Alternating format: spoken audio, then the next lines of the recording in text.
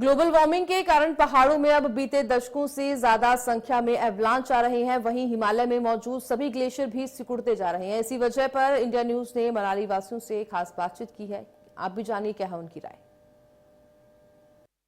Global warming यानी कि धरती के औसतन तापमान में वृद्धि जो आज के समय में एक मुख्य समस्या बन रही है, ये खासकर जो मानव गतिविधियां हैं, खासकर ग्रीन हाउस गैसों के जो उत्सर्जन होता है उसके कारण हो रही है। और इसका सीधा जो असर है वो हिमालय के क्षेत्रों में देखने में को मिल रहा है। खासकर दिन ब दिन हम देख रहे हैं किस तरह से एवलांचेस आ रहे हैं और साथ में जो ग्लेशियर्स है, हिमालय के क्षेत्र में जितने भी जो ग्लेशियर्स हैं लगातार देखने को मिल रहे हैं कि वो सिकुड़ रहे हैं।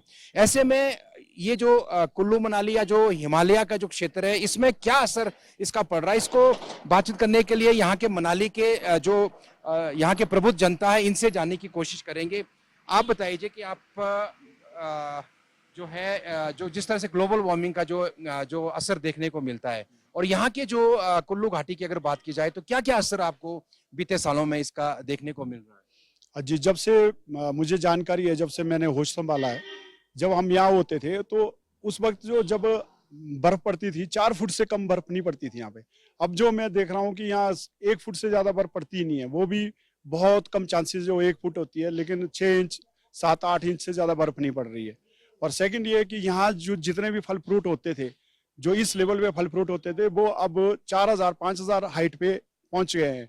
यानी कि मनाली के जो फ्रूट्स हैं वो लाहौल स्पीति में पहुंच गए हैं, जो कुल्लू में फ्रूट्स होते हैं वो अब मनाली में लगने शुरू हो गए।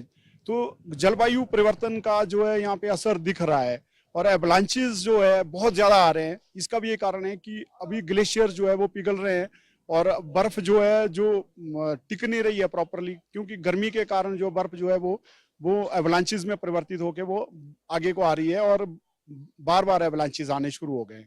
हालांकि एवलांचेस तो पहले भी आते थे, लेकिन जिस तरह का जो तापमान पहले रहता था सर्दियों में -डिग्री में रहता था, वो एवलांचेस हमने देखा कि हम बुजुर्गों से बात कर रहे थे, वो कह रहे थे कि कम आते थे। इतने एवलांचेस जितने अभी आ रहे हैं उतने नहीं आते। क्या लगता है आपको, सही बात है? पहले एवलांचेस इतने सुनते थे, लेकिन अब तो देखा कि हर 15-20 दिन में एवलांचेस आ रहे हैं। जैसे थोड़ा सा स्नोफॉल हो गया, एवलांचेस शुरू हो गए।